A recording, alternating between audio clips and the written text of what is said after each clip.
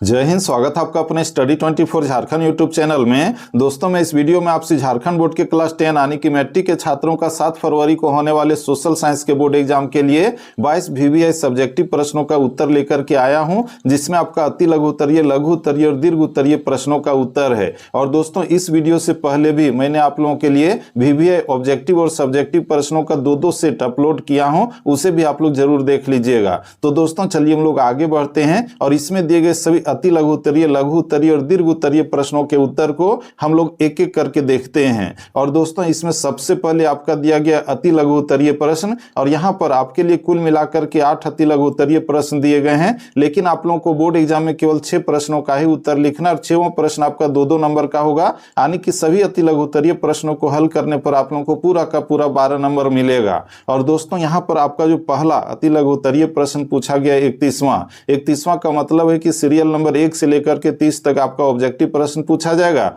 और वहीं पर सीरियल नंबर 31 से लेकर के 52 तक सब्जेक्टिव प्रश्न होगा। तो यहां पर आपका जो पहला सब्जेक्टिव प्रश्न पूछा गया है वह है कि राष्ट्रवाद से आप क्या समझते हैं। दोस्तों, ये जो प्रश्न है काफी VVI है, इसे आप लोग जरूर याद करके रखिएगा। और दोस्तों, इसका जो उत्तर हम लोगों को लिखना है कि राष्ट्रवाद एक ऐसी मन स्थिति है जिसमें एक समूह के लोगों की भावना या संवेग एक साथ मिलकर एक भौगोलिक क्षेत्र में रहते हैं और एक जैसी भाषा बोलते हैं, जिन पर एक साहित्य होता है और जिसमें राष्ट्रवाद की भावनाओं से युक्त प्रत्याशाएं होती है, जो जन साधारण की परंपराओं से जुड़ा होता है।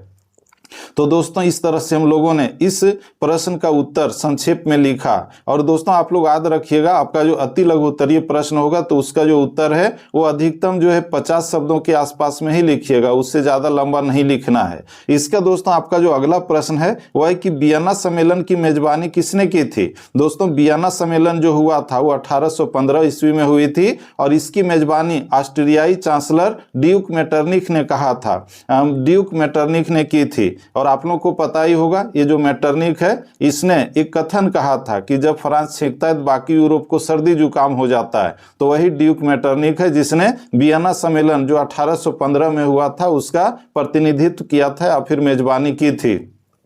इसका दोस्तों हम लोग आगे बढ़ें तो आपका अगला प्रश्न है कि जैविक युद्ध से क्या तात्पर्य है। जैविक युद्ध से आप क्या समझते हैं। तो दोस्तों, इसका जो उत्तर होगा कि युद्ध के रूप में लोगों, जानवरों और पौधों को मारने या फिर अक्षम करने के इरादे से जैविक जहर या संक्रामक एजेंटों जैसे कि बैक्टीरिया, वायरस और कवक का उपयोग जैविक युद्ध के रूप में जाना जाता है, जिसे रोगाणु युद्ध भी कहा जाता है। उदाहरण के लिए स्पेन ने अमेरिका पर कब्जा करने के लिए जैविक हथियार यानी कि चेचक का इस्तेमाल किया था।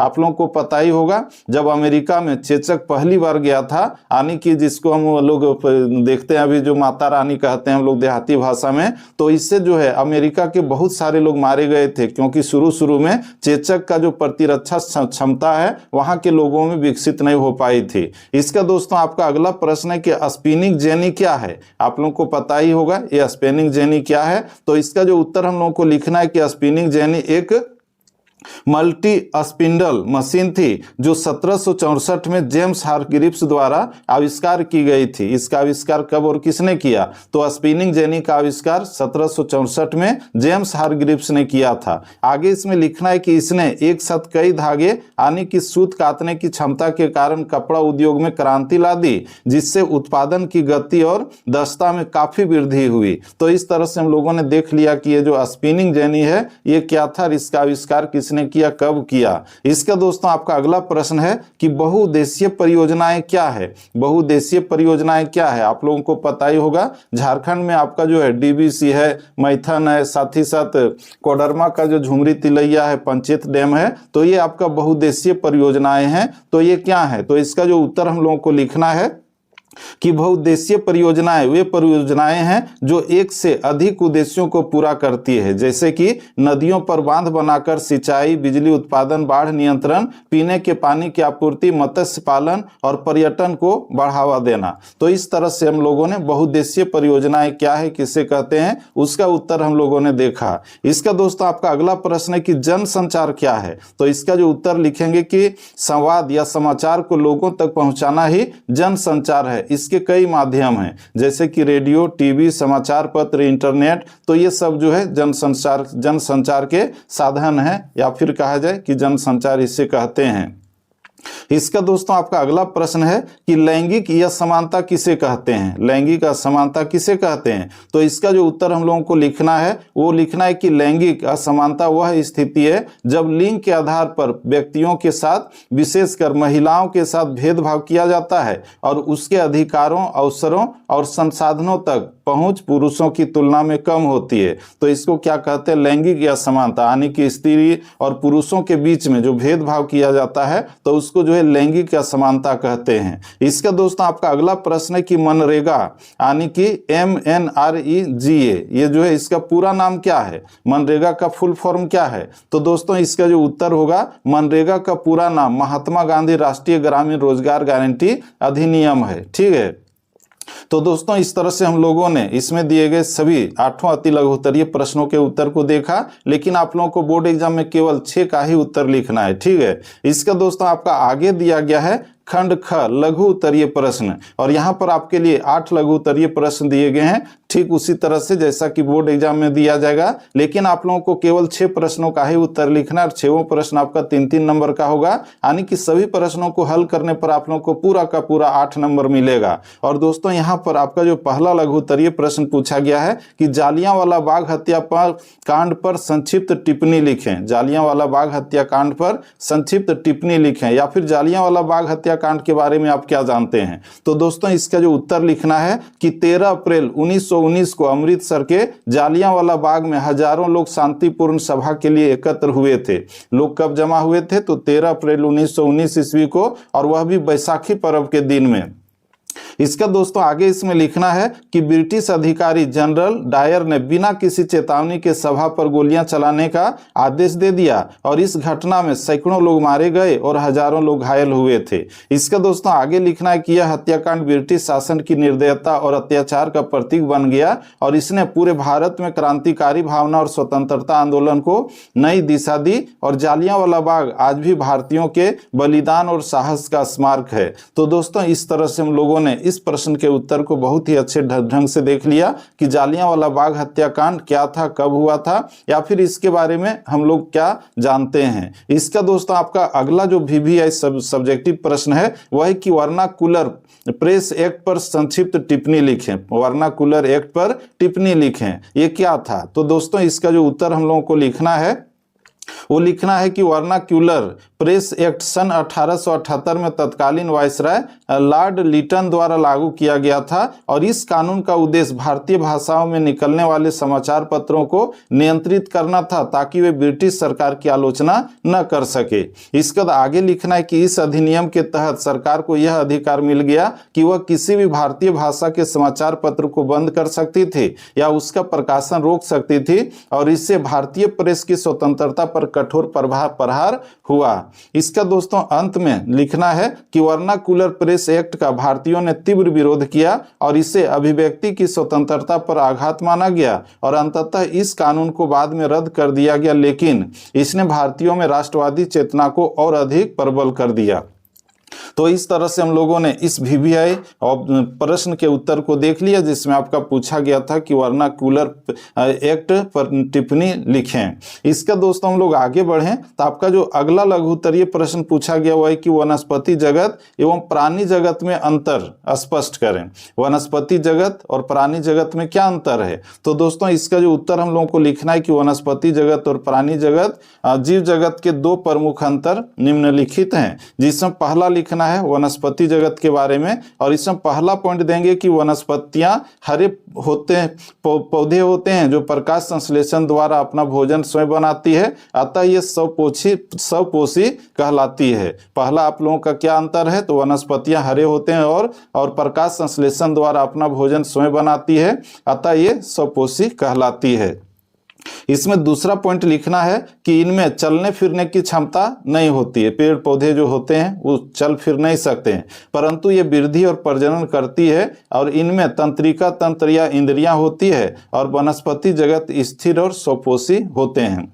इसका दोस्तों आगे लिखना है प्राणी जगत के बारे में, जो अंतर स्पष्ट कर रहे हैं दोनों में। तो इसमें पहला पॉइंट देना है कि प्राणी जगत के जीव भोजन स्वयं नहीं बना सकते, इसीलिए वे परपोषी कहलाते हैं। हम लोग मनुष्य हैं या फिर जितने भी जानवर हैं वो सब क्या कहलाते हैं? परपोषी कहलाते हैं। केवल जो हरे पेड़ पौधे हैं वही सपोषी कहलाते हैं। इसका दोस्तों आपका अगला जो पॉइंट है कि इनमें गति, संवेदनाएं और प्रतिक्रिया की क्षमता होती है और इनके पास तंत्रिका तंत्र और इंद्रिय अंग होते हैं और प्राणी जगत गतिशील और परपोषी होता है।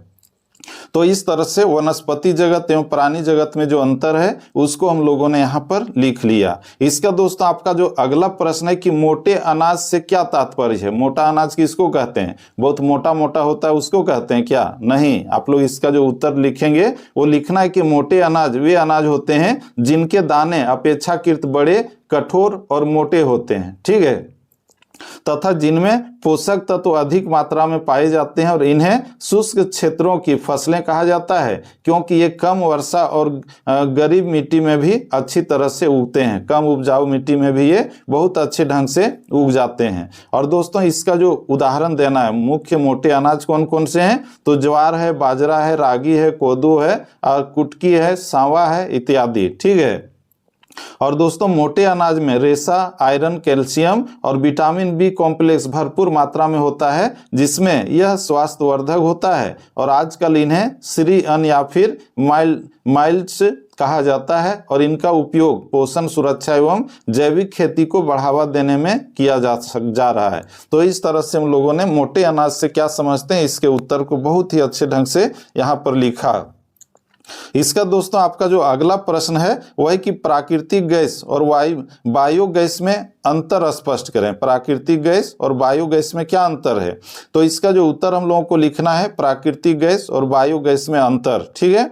सबसे पहले लिखना है प्राकृतिक गैस के बारे में और इसमें लिखेंगे कि प्राकृतिक गैस पृथ्वी की गहराइयों में जीवाश्म ईंधनों के साथ पाई जाती है और यह लाखों वर्षों में मृत जीव जंतुओं और पौधों के अवशेषों से बनती है। और इसके मुख्य घटक कौन कौन है? तो मीथेन है यानी कि CH4, इथेन है और प्रोपेन है। इसे भूमिगत स्रोतों से निकाला जाता है और उद्योगों, बिजली उत्पादन, वाहन ईंधन आदि में उपयोग किया जाता है। तो इस तरह से हम लोगों ने प्राकृतिक गैस के बारे में लिखा। इसका दोस्तों आगे जो लिखना है बायोगैस के बारे में।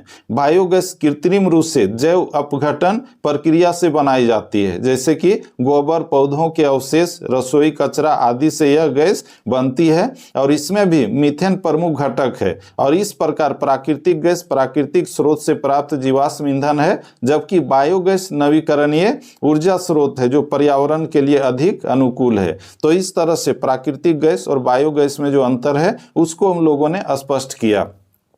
इसका दोस्तों अगला जो प्रश्न है आपका सिविक्स से है, जिसमें पूछा गया कि जातिवाद के दुष्प्रभाव क्या हैं। जातिवाद जो होता है यानी कि हिंदू, मुस्लिम, सिख, ईसाई आपस में जो मतभेद करते हैं, भेदभाव करते हैं, तो उसका दुष्प्रभाव क्या है। तो दोस्तों इसका जो उत्तर हम लोगों को लिखना है कि जातिवाद भारतीय समाज की एक गंभीर सामाजिक बुराई है जिसमें लोगों को उनकी जाति के आधार पर ऊंचा या नीचा माना जाता है और इससे समाज में भेदभाव, असमानता और वैमनस्य फैलता है। हम लोग देखते हैं ना, कहते हैं लोग ये फॉरवर्ड है, बैकवर्ड है, ये हरिजन है, तो ये है, वो है, और भेदभाव किया जाता है। इसका दोस्तों आगे इसमें लिखना है कि जातिवाद से राष्ट्रीय एकता कमजोर होती है और समाज में सामाजिक अन्याय बढ़ता है और इसके कारण कई प्रतिभाशाली लोगों को अवसर नहीं मिल पाता और सामाजिक गतिशीलता रुक जाती है। यह समाज को विभाजित करता है और लोगों के बीच सहयोग और भाईचारे की भावना को समाप्त कर देता है। आगे लिखना है कि जातिवाद के दुष्प्रभावों को दूर करने के लिए शिक्षा, समान अवसर, सामाजिक सुधार आंदोलनों और संवैधानिक प्रावधानों की आवश्यकता होती है। तो इस तरह से हम लोगों ने जातिवाद के जो दुष्प्रभाव है उसको हम लोगों ने बहुत ही अच्छे ढंग से देखा। इसका दोस्तों आपका अगला प्रश्न है कि प्राथमिक क्षेत्र, द्वितीय क्षेत्र एवं तृतीय क्षेत्र के कुछ उदाहरण लिखें। ये आपका जो है इकोनॉमिक्स यानी कि अर्थशास्त्र से प्रश्न पूछा गया है, जिसका हम लोग उत्तर लिखेंगे कि प्राथमिक क्षेत्र। और इसमें लिखना है प्राथमिक क्षेत्र में वे कार्य आते हैं जिनका संबंध प्राकृतिक संसाधनों से होता है, ठीक है, जैसे कि कृषि, पशुपालन, मत्स्य पालन, वनों से उत्पाद एकत्र करना, खनन आदि। तो ये आपका प्राथमिक क्षेत्र, ठीक है। इसका दोस्तों दूसरा में दिया गया द्वितीय क्षेत्र और इसमें लिखेंगे द्वितीय क्षेत्र में वे कार्य आते हैं जिनमें कच्चे माल को प्रसंस्कृत कर वस्तुएं बनाई जाती है, जैसे कि उद्योग, कपड़ा, कपड़ा मिल, चीनी मिल, लोहा इस्पात उद्योग आदि। इसका दोस्तों अगला लिखना है तृतीयक क्षेत्र, और इसमें लिखेंगे कि तृतीयक क्षेत्र सेवाओं से संबंधित होता है, जैसे कि बैंकिंग, परिवहन, संचार, शिक्षा, स्वास्थ्य, पर्यटन आदि। इसका दोस्तों आगे लिखेंगे कि तीनों क्षेत्र मिलकर देश की अर्थव्यवस्था के आधार स्तंभ है और एक दूसरे पर निर्भर रहते हैं। तो इस तरह से हम लोगों ने इस प्रश्न के उत्तर को भी देख लिया जो पूछा गया था कि प्राथमिक क्षेत्र, द्वितीय क्षेत्र एवं तृतीय क्षेत्र के कुछ उदाहरण लिखें। ठीक है, तो उदाहरण हम लोगों ने लिखा। इसका दोस्तों अगला प्रश्न है कि लोकतांत्रिक सरकार की विशेषताएं लिखें। लोकतांत्रिक सरकार की कौन कौन सी विशेषताएं होती है? तो इसका उत्तर लिखेंगे कि लोकतांत्रिक सरकार वह होती है जिसमें शासन जनता द्वारा जनता के लिए और जनता का होता है, और इसकी मुख्य विशेषताएं निम्नलिखित हैं। लोकतंत्र का जो परिभाषा है अमेरिका के पूर्व राष्ट्रपति अब्राहम लिंकन ने दिया था कि लोकतंत्र जो है वो जनता द्वारा जनता के लिए और जनता का जनता के द्वारा और जनता के लिए शासन है कि नहीं। और दोस्तों इसमें जो हम लोगों को लिखना है जनसत्ता, सर्वोच्च शक्ति जनता में निहित होती है। लोकतंत्र में सर्वोच्च सत्ता किसमें निहित होती है? तो राष्ट्रपति में नहीं, प्रधानमंत्री में नहीं, बल्कि आपका जो जनता में होती है। इसीलिए इसमें नेता लोग जनता लोग को चुनाव के समय जो हाथ जोड़ करके प्रणाम करते हैं। इसका दोस्तों दूसरा पॉइंट लिखना है निर्वाचन प्रणाली, यानी कि शासक जनता द्वारा चुने जाते हैं। अगला है कानून का शासन, यानी कि सभी नागरिक कानून के सामने समान होते हैं। चौथा पॉइंट है मौलिक अधिकारों की सुरक्षा, यानी कि नागरिकों को अभिव्यक्ति, समानता, धर्म और स्वतंत्रता के अधिकार प्राप्त होते हैं। पांचवा है उत्तरदायी सरकार, सरकार जनता के प्रति जवाबदेह होती है। और छठा में न्यायपालिका की स्वतंत्रता, न्याय स्वतंत्र होते हैं जो नागरिकों के अधिकारों की रक्षा करते हैं। और लोकतांत्रिक सरकार में नागरिकों की भागीदारी और पारदर्शिता सर्वोपरि होती है। तो दोस्तों इस तरह से हम लोगों ने अभी तक आपका जितना भी अति लघु उत्तरीय, लघु उत्तरीय और दीर्घ उत्तरीय प्रश्न थे 8, 16 हम लोगों ने देख चुका है, जो आपके लिए काफी महत्वपूर्ण था। इसका दोस्तों आगे आपका आता है खंड ग, जिसमें दीर्घ उत्तरीय प्रश्न दिए गए हैं, और यहाँ पर आपके लिए कुल मिलाकर के 6 दीर्घ उत्तरीय प्रश्न दिए गए हैं। लेकिन आप लोगों को बोर्ड एग्जाम में केवल 4 प्रश्नों का ही उत्तर लिखना है, जिसका उत्तर आप लोग बहुत ही अच्छे ढंग से जानते होंगे। और दोस्तों 6वां प्रश्न आपका जो है, जो 4 प्रश्न लिखेंगे तो प्रत्येक प्रश्न के लिए आपका 5-5 नंबर मिलेगा, यानी कि कुल मिलाकर के 20 नंबर। और दोस्तों यहाँ पर आपका जो पहला दीर्घ उत्तरीय प्रश्न पूछा गया है कि जर्मनी के एकीकरण की प्रक्रिया का संक्षेप में वर्णन करें। जर्मनी का जो एकीकरण हुआ था तो उसकी प्रक्रिया का संक्षेप में वर्णन करना है। जर्मनी का एकीकरण कब हुआ था? तो 1871 ईस्वी में हुआ था, तो उस प्रक्रिया का वर्णन करना है।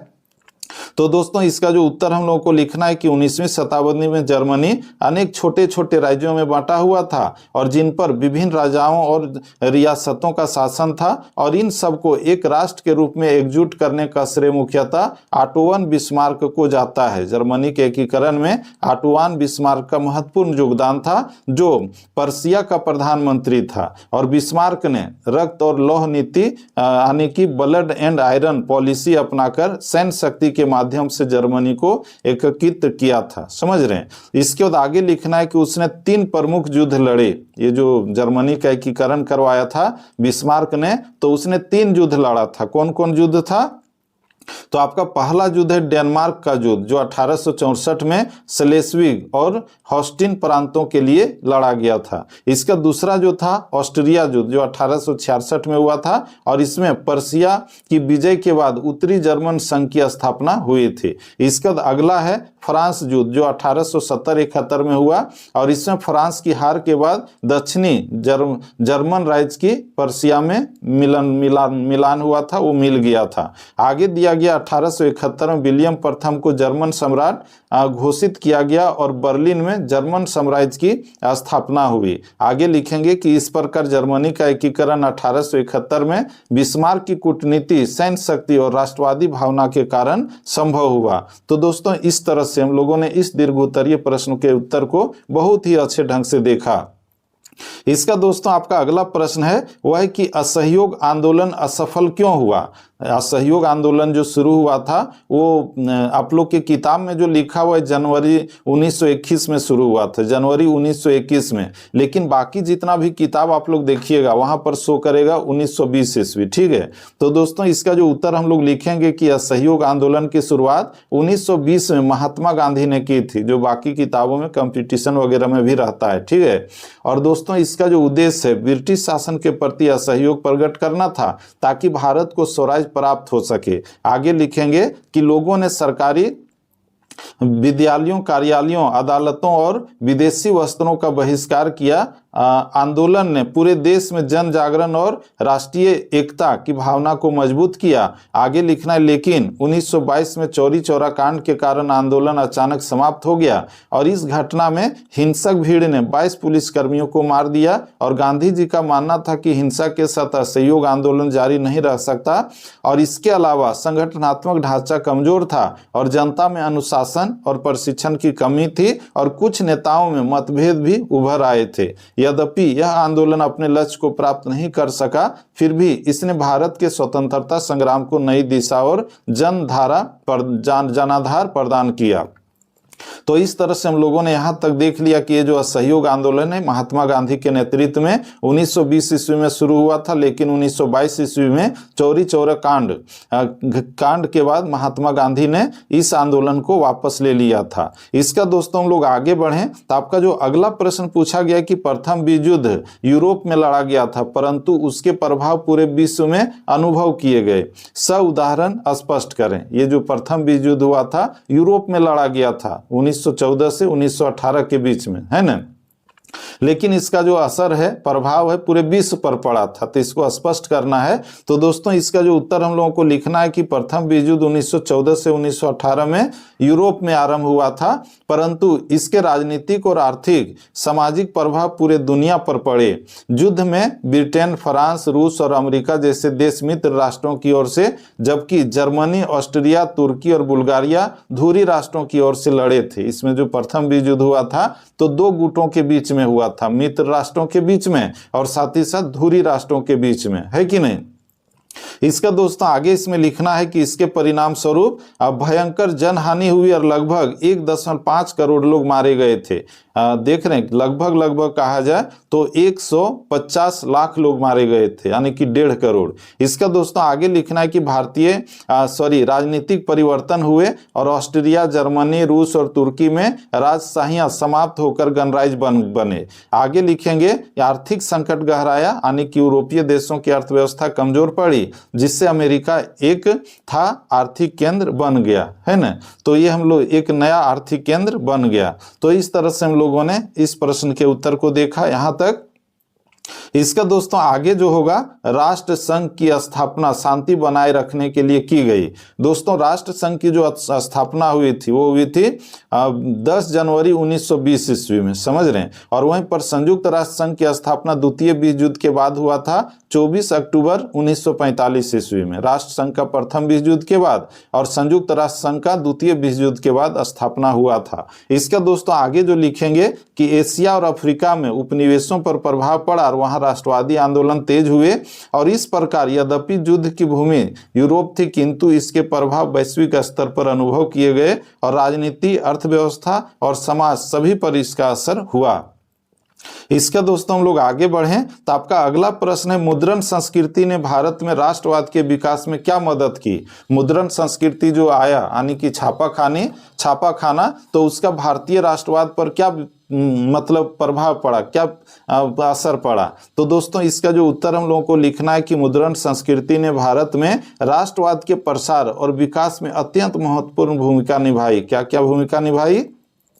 तो जो पहला चीज लिखेंगे कि 19वीं सदी में जब मुद्रण कला का प्रसार हुआ तब अखबारों, पत्रिकाओं और पुस्तकों का प्रकाशन तेजी से बढ़ा और इससे विचारों का आदान प्रदान सरल हो गया और देश के विभिन्न हिस्सों के लोग एक दूसरे से के विचारों से जुड़ने लगे। दूसरा जो प्रभाव पड़ा हुआ है कि भारतीय भाषाओं में छपने वाले समाचार पत्रों जैसे कि केसरी, अमृत बाजार, भारत मित्र आदि ने अंग्रेजी शासन की नीतियों की आलोचना की और जनता में राष्ट्रीय राष्ट्रीय चेतना जगाई। इसका तीसरा पॉइंट है पुस्तकों और पत्रिकाओं के माध्यम से स्वतंत्रता, समानता और स्वाभिमान के विचार तेजी से फैले। इसका दोस्तों चौथा जो असर पड़ा कि इससे शिक्षित वर्ग और आम जनता दोनों में ब्रिटिश शासन के विरुद्ध भावना उत्पन्न हुई। और पांचवा पॉइंट है मुद्रण संस्कृति ने देश में राजनीतिक एकता, लोकमत निर्माण और राष्ट्रीय आंदोलन के संगठन में अमूल योगदान दिया और इस प्रकार यह भारत के राष्ट्रवादी जागरण का प्रमुख आधार बनी। तो इस तरह से हम लोगों ने इस प्रश्न के उत्तर को देखा कि मुद्रण संस्कृति ने भारत में राष्ट्रवाद के विकास में क्या मदद की थी। इसका दोस्तों आपका जो अगला प्रश्न है वह है कि भारत में रबी फसल और खरीफ फसल में अंतर स्पष्ट करें, यानी कि रबी फसल और खरीफ फसल में क्या अंतर है। तो दोस्तों इसका जो उत्तर लिखना है कैसे लिखेंगे, भारत में रबी फसल और खरीफ फसल में अंतर। और इसमें सबसे पहले लिखना है कि भारत में कृषि कार्य मुख्यतः दो प्रमुख ऋतुओं पर आधारित होती है, जिसमें एक है रबी और दूसरा है खरीफ। रबी फसल किसको कहते हैं, रबी फसलें सर्दी के मौसम पर बोई जाती है, जैसे कि अक्टूबर नवंबर में और अप्रैल मई में काटी जाती है। और इन फसलों को ठंडा मौसम और सीमित सिंचाई की आवश्यकता होती है। और प्रमुख रबी फसलें हैं गेहूं, जौ, चना, सरसों, मसूर इत्यादि। तो इस तरह से हम लोगों ने रबी फसल के बारे में सबसे पहले लिखा। इसके बाद आगे लिखना है खरीफ फसल। खरीफ फसलें वर्षा ऋतु में बोई जाती है, विशेष करके जून जुलाई में और सितंबर अक्टूबर में काटी जाती है। इसका दोस्तों इन्हें अधिक वर्षा और गर्मी की आवश्यकता होती है। और प्रमुख खरीफ फसलें हैं धान, मक्का, ज्वार, बाजरा, कपास, मूंगफली आदि। ठीक है। और इस प्रकार रबी और खरीफ फसलों में बुआई का समय, जलवायु, सिंचाई की आवश्यकता और फसल के प्रकार के आधार पर अंतर होता है। और दोनों ही प्रकार की फसलें भारत की कृषि अर्थव्यवस्था और खाद्य सुरक्षा के लिए अत्यंत महत्वपूर्ण है।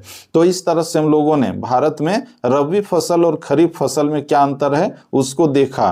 और साथ ही दोस्तों आप लोगों को अगर पूछा जाए कि रबी फसल से क्या समझते हैं तो आप लोग जो है यहाँ से यहाँ तक लिख दीजिएगा। ठीक है। और वहीं पर अगर पूछा जाए कि खरीफ फसल से आप क्या समझते हैं तो यहां से लेकर के यहां तक लिख देंगे। ठीक है। तो इस तरह से आप लोग जो है उसका उत्तर भी लिख सकते हैं जो आपका लघु उत्तरीय या फिर अति लघु उत्तरीय में पूछा जाता है।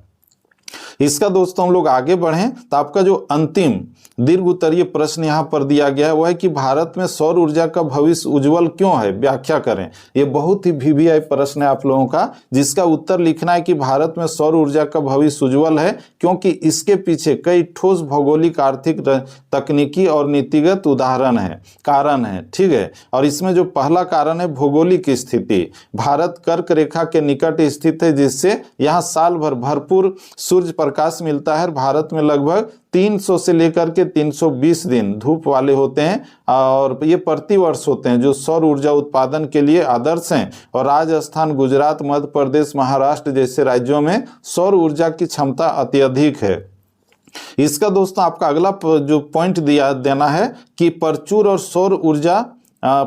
सौर ऊर्जा क्षमता। भारत में अनुमानतः 750 गीगावाट से अधिक सौर ऊर्जा उत्पादन की क्षमता है और अभी तक केवल एक छोटा हिस्सा उपयोग में लाया गया है, इसीलिए विकास की बहुत संभावनाएं हैं। इसका दोस्तों आगे लिखना है सरकारी पहल और नीतियां। भारत सरकार ने राष्ट्रीय सौर मिशन 2010 में शुरू किया था और लक्ष्य है 2030 तक 500 गीगावाट नवीकरणीय ऊर्जा क्षमता, जिसमें सौर ऊर्जा का बड़ा योगदान होगा। और सरकार सौर पार्क, सोलर रूफटॉप स्कीम, किसान ऊर्जा सुरक्षा योजना यानी कि कुसुम जैसी योजनाओं के माध्यम से सौर ऊर्जा को बढ़ावा दे रही है।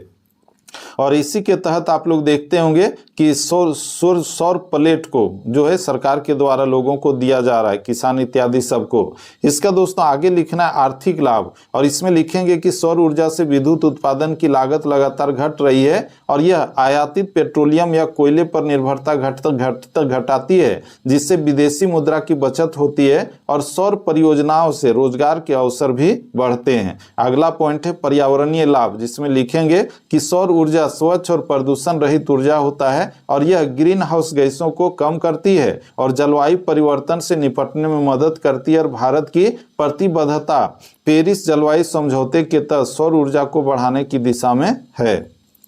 इसका दोस्तों छठा पॉइंट लिखेंगे तकनीकी प्रगति, और इसमें लिखना है कि सौर पैनलों की क्षमता बढ़ रही है और कीमतें घट रही है। ऊर्जा भंडारण तकनीक विकसित हो रही है जिससे सौर ऊर्जा को रात में भी उपयोग किया जा सकेगा, और स्मार्ट ग्रिड और माइक्रो ग्रिड जैसी प्रणालियां सौर ऊर्जा वितरण को आसान बना रही है। इसका दोस्तों सातवां पॉइंट है ग्रामीण विकास में मदद। सौर ऊर्जा से गांवों में बिजली पहुंचाना आसान हो गया है और सौर पंपों से किसान सिंचाई कर पा रहे हैं और इससे ग्रामीण अर्थव्यवस्था मजबूत हो रही है।